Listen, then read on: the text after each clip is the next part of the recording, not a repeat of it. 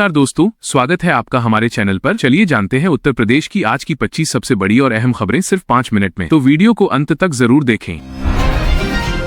अंबेडकर नगर जिले के अकबरपुर क्षेत्र से बेहद चौंकाने वाली घटना सामने आई है। एक घर में 4 बच्चों की मौत के बाद पूरे इलाके में हड़कंप मच गया। पुलिस मामले की गंभीरता से जांच कर रही है और घटना के हर पहलू को ध्यान में रखकर आगे की कार्रवाई की जा रही है।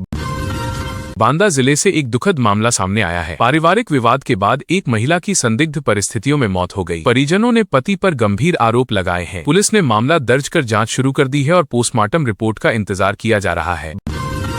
बागपत के चर्चित डबल मर्डर केस में पुलिस लगातार नए तथ्यों की जांच कर रही है। मामले से जुड़े कई अहम सुराग पुलिस के हाथ लगे हैं। अधिकारियों का कहना है कि जल्द ही पूरे घटनाक्रम का खुलासा किया जाएगा और दोषियों पर सख्त कार्रवाई होगी। आगरा के खेरागढ़ क्षेत्र में पारिवारिक विवाद से जुड़ी एक गंभीर घटना सामने आई है। पति पत्नी के बीच विवाद के बाद दोनों गंभीर रूप से घायल हुए। महिला का इलाज अस्पताल में जारी है, जबकि पुलिस पूरे मामले की जांच कर रही है और आसपास के लोगों से पूछताछ की जा रही है। बुलंदशहर के खुर्जा में चर्चित हत्याकांड मामले में पुलिस को बड़ी सफलता मिली है। मुख्य आरोपी पुलिस कार्रवाई के दौरान पकड़ा गया। इस ऑपरेशन में 2 पुलिसकर्मी भी घायल हुए हैं। इलाके में सुरक्षा बढ़ा दी गई है और आगे की जांच जारी है। लखनऊ समेत पूरे उत्तर प्रदेश में कमर्शियल गैस सिलेंडर की कीमतों में बढ़ोतरी दर्ज की गई है। इससे होटल, रेस्टोरेंट और छोटे व्यापारियों की लागत बढ़ सकती है। वहीं राज्य में आगामी जनगणना की तैयारियां भी तेज कर दी गई हैं। कानपुर में कमर्शियल गैस सिलेंडर की कीमतें बढ़ने के बाद व्यापारियों और आम लोगों में चिंता बढ़ गई है। हालांकि घरेलू गैस सिलेंडर के दाम स्थिर हैं। लोग सरकार से राहत की उम्मीद कर रहे हैं और एजेंसियों पर नई कीमतों की जानकारी ले रहे हैं। गाजियाबाद में लगातार बढ़ती गर्मी और लू को देखते हुए स्वास्थ्य विभाग ने अलर्ट जारी किया है। लोगों को दोपहर में घर से बाहर कम निकलने, हल्के कपड़े पहनने और ज्यादा पानी पीने की सलाह दी गई है। प्रयागराज में आंगनवाड़ी भर्ती प्रक्रिया तेजी से आगे बढ़ रही है। 12वीं पास महिलाओं के लिए यह एक बड़ा अवसर माना जा रहा है। बड़ी संख्या में अभ्यर्थी ऑनलाइन आवेदन कर रही हैं और अंतिम तिथि से पहले फॉर्म जमा करने की कोशिश कर रही हैं। अलीगढ़ में भी कमर्शियल गैस सिलेंडर महंगा होने से स्थानीय दुकानदारों और छोटे व्यापारियों की चिंता बढ़ गई है। व्यापारियों का कहना है कि बढ़ती लागत का असर सीधे कारोबार पर पड़ेगा। घरेलू सिलेंडर की कीमतें फिलहाल स्थिर बनी हुई हैं। वाराणसी में बुद्ध पूर्णिमा के अवसर पर घाटों और मंदिरों में श्रद्धालुओं की भारी भीड़ देखने को मिली। सुरक्षा के लिए पुलिस और प्रशासन ने विशेष इंतजाम किए हैं। श्रद्धालु सुबह से ही गंगा स्नान और पूजा अर्चना के लिए पहुंच रहे हैं। गोरखपुर में भीषण गर्मी को देखते हुए श्रमिकों के लिए राहत भरे निर्देश जारी किए गए हैं। दोपहर के समय कामकाज में विशेष ब्रेक देने का निर्देश दिया गया है, जिससे मजदूरों को तेज धूप और गर्म हवाओं से बचाया जा सके। मेरठ के किसानों के लिए कृषि उपकरणों पर सब्सिडी योजना शुरू हो गई है। किसान ऑनलाइन आवेदन करके इस योजना का लाभ उठा सकते हैं। कृषि विभाग का कहना है कि इससे किसानों को आधुनिक उपकरण आसानी से उपलब्ध हो सकेंगे।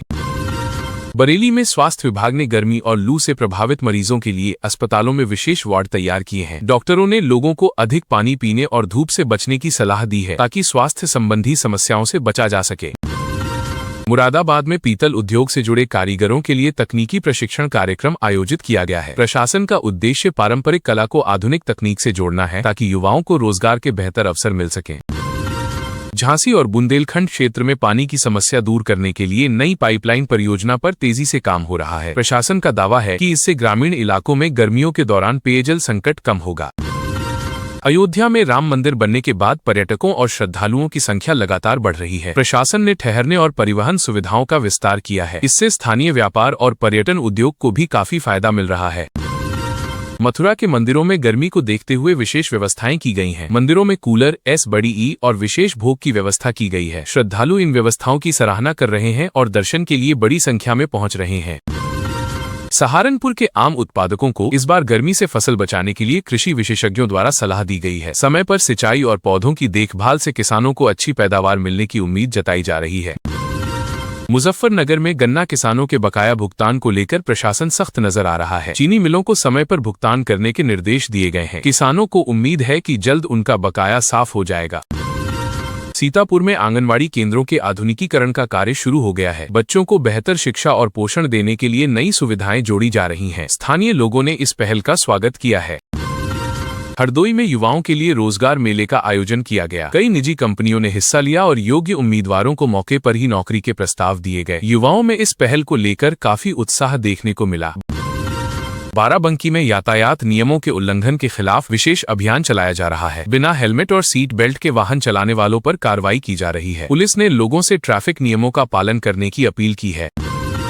उन्नाव के ग्रामीण क्षेत्रों में बिजली आपूर्ति सुधारने के लिए नए ट्रांसफार्मर लगाए जा रहे हैं। ऊर्जा विभाग का कहना है कि गर्मियों में बिजली कटौती कम करने के लिए लगातार मरम्मत और अपग्रेडेशन का काम चल रहा है।